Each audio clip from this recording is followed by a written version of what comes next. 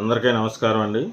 Dear friends, గతంలో భార్యలు చేయకూడని కొన్ని విషయాల మీద కొన్ని వీడియోలు చేశాను. ఈరోజు కూడా ఒక వీడియో చేస్తున్నాను. భార్యలు ఎలా ఉండాలంటే, మీరు మైండ్ రీడర్ లాగా ప్రవర్తించకండి. తను చెప్పాలనుకున్నది మీరు అనుకున్నది కాదేమో, మీరే ముందు మైండ్ రీడర్ లాగా గెస్ కొడుతూ మాట్లాడితే ఆయనకు మీతో పంచుకోవాలి అని అనిపించిన విషయం కూడా చెప్పాలనిపించదు. ఆయన్ని చెప్పనివ్వండి. మీ భర్తే కాదు, ఏ మనిషి కూడా మైండ్ రీడర్ కాదు. మీకు ఏదైనా కావాల్సి వచ్చినా, ఏదైనా చెప్పాలనుకున్నా పంచుకోండి.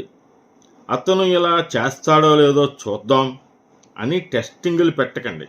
మీతో మీరే పోటీ పెట్టుకోకండి. మనుషులు భవిష్యత్తును తెలుసుకునేటువంటి దేవతలు కాదు అని గుర్తుంచుకోండి. ఎప్పుడైనా బయటి విషయాల ఒత్తిడి వల్ల మీ భర్త చాలా కోపంగా ఉంటే అతన్ని కదిలించకండి. అతను నిమ్మలించే వరకు అతన్ని అలా వదిలేయండి.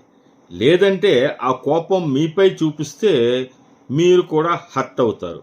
అంచేత కాసేపు మౌనంగా ఉండండి. ఇక తర్వాత విషయం, మీ భర్త బంధువుల గురించి తప్పుడు మాటలు, వాళ్ళపై లేనిపోనివి చెప్పకండి. వాళ్ళ బంధువుల గురించి చెబితే మీ మీద నమ్మకం పోయే ప్రమాదం ఉంది. ఇక మరొక విషయం, ఒక మంచి పని గురించి ఆలోచిస్తూ మీ సలహా అడిగినప్పుడు మీరు ఎలా కాదు అలా చేయండి అని మీకు తెలిసిన విషయమైతే మీ నేర్పు ప్రదర్శించి అతన్ని నొప్పించకండి. వెయిట్ చేయండి. ఈ భూమి మీద మీ భర్తను మించిన తోడు ఇంకొకరు లేరని భావించండి. అప్పుడు మీ భర్తను మించిన క్వాలిటీస్ ఏవి మీకు వేరే వారిలో కనిపించవు. తద్వారా ఫలితం ఏంటంటే మీ భర్తను చులకనగా చూసే భావన మీలోంచి తొలగిపోతుంది. ఇక ఆఖరి విషయం ఏంటంటే, మీ భర్త మీద ఇష్టం పోయినా సరే తిరిగి ఇష్టాన్ని అంతకు రెట్టింపు పెంచుకోండి. కొంచెం కష్టమైనా సరే మీ భర్తని ప్రేమించడానికి ప్రయత్నించండి. వన్ సైడ్ లవ్ అయినా పర్వాలేదు. అందువల్ల మీ భర్త తప్పు చేసినా మీకంతగా కోపం రాకపోవచ్చు.